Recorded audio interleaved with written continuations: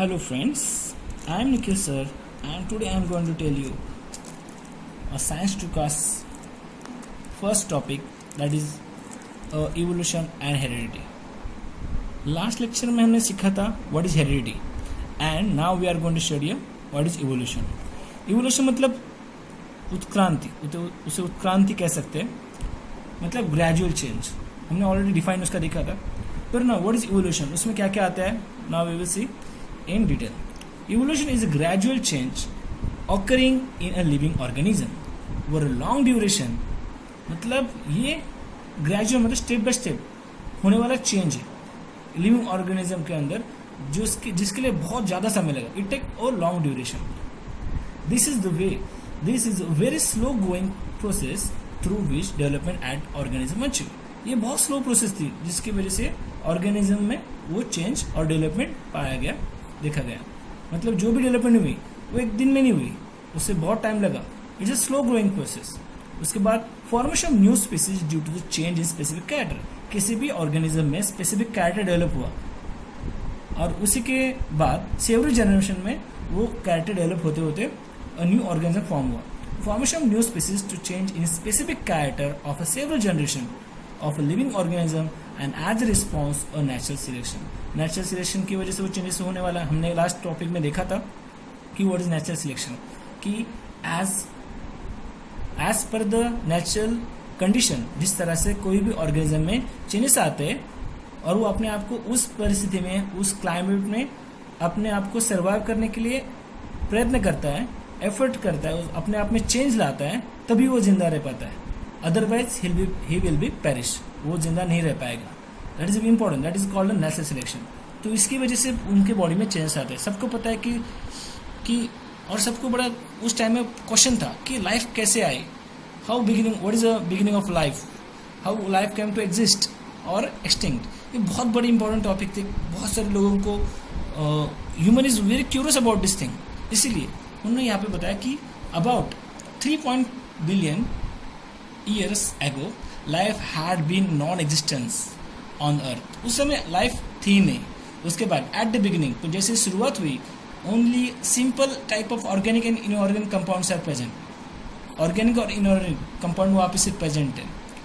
सबको पता है ऑर्गेनिक मतलब क्या होता है, जिसके अंदर कार्बन होता है, और नॉन ऑर्गेनिक मतलब जिसके अंदर कार्बन नहीं होता है, non carbonous compound. Then from them complex compound like protein और न्यूक्लिक एसिड फॉर्म. इन सबको मिला के कुछ स्टार्टिंग में प्रोटीन बने और कुछ न्यूक्लिक एसिड बने. सबको पता है कि डीएनए के अंदर न्यूक्लिक एसिड होता है, मतलब राइबोन्यूक्लिक एसिड. मतलब उस समय सबसे बेसिक कंटेंट बना प्रोटीन और nucleic acid. Then you can see that the first primitive type of cell will be form.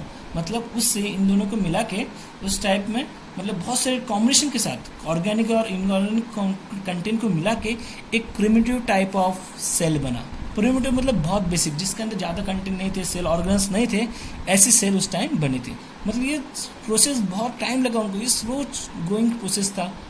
जैसे मैंने कहा, फिर से एक बार बता देता हूँ आपको.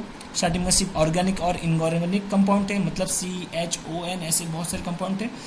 और उनके बाद उनमें बहुत सारे चेंजेस आए, केमिकल रिएक्शंस हुए. You can see that CHON, हम इसे कौन बोल सकते हैं. पहले कौन आया तो कौन आया, CHON, carbon, hydrogen, oxygen, nitrogen. उसके बाद इन लोगों का कॉम्बिनेशन हुआ, लाइक CH बाइंड हुआ तो मीथेन बना, CO बना तो कार्बन डाइऑक्साइड बना, और ये CHN को बना तो नया अमोनिया बना. इससे बहुत सारे कॉम्बिनेशन में एक साथ जुड़े प्रोटीन बना. उसके बाद न्यूक्लिक एसिड बना.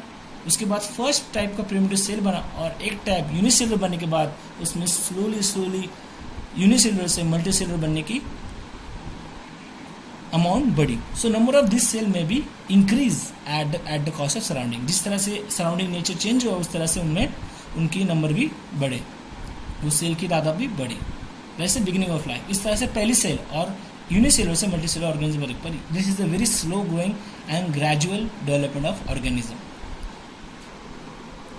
नाउ ये सारा प्रोसेस हम देखने वाले अभी स्टोरी टाइप आंसर में, क्योंकि ये आंसर याद रखने के लिए थोड़ा डिफिकल्ट है, but in story type it is very easy. Let's see. After 3.5 billion year ago, क्योंकि उसके पहले लाइफ तो थी नहीं, तो ये स्टार्टिंग में क्या थे, सिर्फ ऑर्गेनिक और इनऑर्गेनिक कंपाउंड थे. उसके बाद आफ्टर सम टाइम उससे बना प्रोटीन और न्यूक्लिक एसिड. और प्रोटीन न्यूक्लिक एसिड से बना उसके बाद फर्स्ट प्रिमिटिव सेल, एकदम बेसिक टाइप ऑफ सेल बनी उसके बाद क्यों कैसे बनी, उसके अंदर ऑर्गेनिक और इनऑर्गेनिक कंपाउंड थे।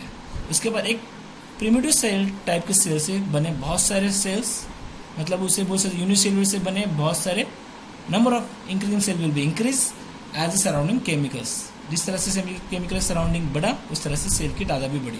इस तरह से पहले यूनिसेलुलर से मल्टीसेलुलर सेल बढ़े, इस तरह से पहली लाइफ फॉर्म हुई। सो उसके बाद उन्होंने बोला कि इस प्रिंसिपल ऑफ नेचुरल सिलेक्शन की वजह से जो भी अच्छे चेंजेस थे, सम शो अ गुड ग्रोथ, कुछ सेल में ग्रोथ देखी गई तो वो डेवलप हुए, वो सर्वाइव हुए। बट जिसमें ग्रोथ नहीं देखी गई, they could not adjust with the surrounding, they will be perish और they will B die.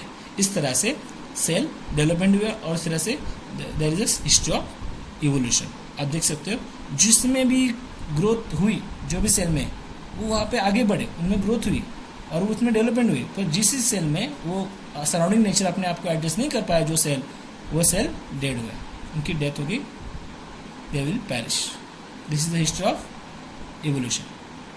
Now see, at present the crores of species of animals, at present crores of species of plants and animals with the huge diversity regarding the shape and complexity are present around the earth. आप देख सकते हो कि अर्थ के ऊपर बहुत सारे crores of species वहाँ पे प्रेजेंट है, स्पीसीज एनिमल्स के, प्लांट के, आप देख सकते हो बहुत सारे स्पीसीज है बराबर, और उन सब में वैरायटी है, बहुत सारी डाइवर्सिटी है। कोई भी एनिमल, सभी टाइप के एक ही टाइप के एनिमल्स प्रेजेंट नहीं है, सभी एक ही टाइप के कोई प्लांट प्रेजेंट नहीं है, उन सब में वैरायटी, ह्यूज वैराइटीज प्रेजेंट। उनमें क्या है, बहुत सारे शेप चेंजेस है, बहुत सारी कॉम्प्लेक्सिटी वहाँ पे प्रेजेंट है। अमीबा से लेकर पैरामीशियम टू लेकर एक मैन तक, या मैन से लेकर कोई जायंट व्हेल तक, आप देख सकते हो बहुत सारी वैरायटी है। Animals diversities range from to the ant to giant animals. एक चींटी से लेकर बहुत बड़े व्हेल की तरफ आप देख सकते हो कि बहुत बड़ी क्या है, वैरायटी है, डाइवर्सिटी आप देख सकते हो, क्योंकि इन दोनों में फ़र्क है बहुत। उनमें उनके हैबिटेट में फ़र्क है, उनके फूड में, उनके हैबिटेट, उनके मूविंग में, उनके मूवमेंट में, उनके कैप्चरिंग फूड में, बहुत टाइप में उनके डाइवर्सिटी देखी जाती है। ठीक है, next point is life exist on the earth everywhere from the equator to both the poles. आप देख सकते हो लाइफ कहाँ पे है, सभी जगह, एवरीवेयर, फ्रॉम द इक्वेटर पे भी है और बोथ पोल पे भी है। Then human have been show the curiosity about origin. Human को सबसे स्टार्टिंग से क्यूरियोसिटी कि ये लाइफ कैसे फॉर्म हुई, जैसे हमने देखा कि लाइफ कैसे फॉर्म हुई, उसको स्टार्टिंग से क्यूरियोसिटी, और बहुत सारे लोगों ने उसकी यहाँ पे थियरीज फॉर्म की, मतलब कॉस्मोजोइक थियरी, उसके बाद बिग बैंग थियरी, ऐसे बहुत सारी थियरीज हर एक कोई साइंटिस्ट ने वहाँ पे फॉर्म की। उन्होंने एक्सप्लेन की कि ऐसे हो सकता है लाइफ, उनको लगता है किसी ने भगवान ने तैयार किया ऐसा लाइफ, इसको लगा that is why is called as a supernatural theory. किसको लगा कि ये किसी और प्लैनेट से आया हुआ लाइफ रहेगा अर्थ के ऊपर, दैट इज वाई इसलिए अलग नाम दिया गया।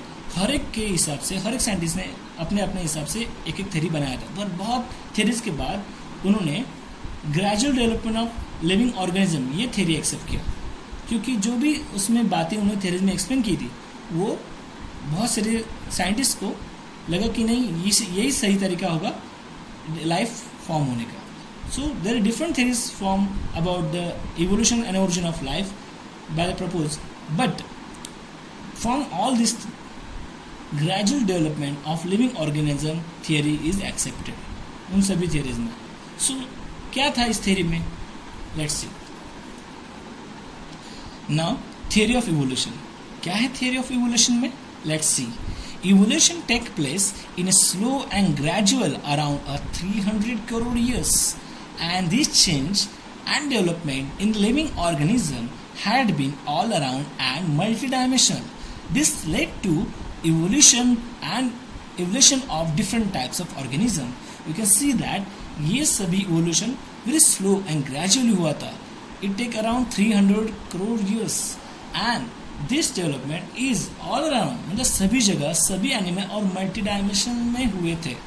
That is why evolution of different types of organism, ये सभी टाइप के ऑर्गेनिज्म में डिफरेंट तरीके से हुआ। And this all development are progressive development of the plants and animals from the ancestor having different structural and functional organization, and is called evolution। मतलब ये सारी चेंजेस किस तरह से थे, डेवलपमेंट और प्लांट में, एनिमल्स में जो एक कॉमन एंसेस्टर हमें बताते हैं कि एक एंसेस्टर हैविंग डिफरेंट स्ट्रक्चर, जिसकी स्ट्रक्चरल फंक्शनल ऑर्गेनाइजेशन अलग अलग थे, उसे कहा उन्होंने इवोल्यूशन। मतलब ये सभी progressive development of plants and animals, ancestor having different structure और function organisation is called as evolution. और इस आगे जाकर और इवोल्यूशन क्या हुआ वो आगे लेक्चर में देखेंगे। आपको ये जरूर टॉपिक पसंद आएगा। उसके आगे टॉपिक हम पढ़ने वाले हैं इवोल्यूशन, एविडेंसेस ऑफ इवोल्यूशन, मतलब क्या क्या एविडेंस थे जिसकी वजह से हमें पता चला कि इवोल्यूशन कैसे हुआ, स्टेप बाय स्टेप, पहले क्या आया, कौन से एनिमल पहले आए। That is very important topic और इंटरेस्टिंग टॉपिक। आपको जरूर क्यूरियोसिटी फॉर्म हुई होगी कि आगे क्या हुआ होगा, कि पहले कौन सा एनिमल आया होगा और उसके बाद उसकी डेवलपमेंट कैसे हुई। आप सब लोग तो क्यूरियस है about the human and ancestor of human and also dinosaurs, and before dinosaur के पहले कौन था। तो ये सारे क्वेश्चन आपको आएंगे। ठीक है, थैंक यू सो मच।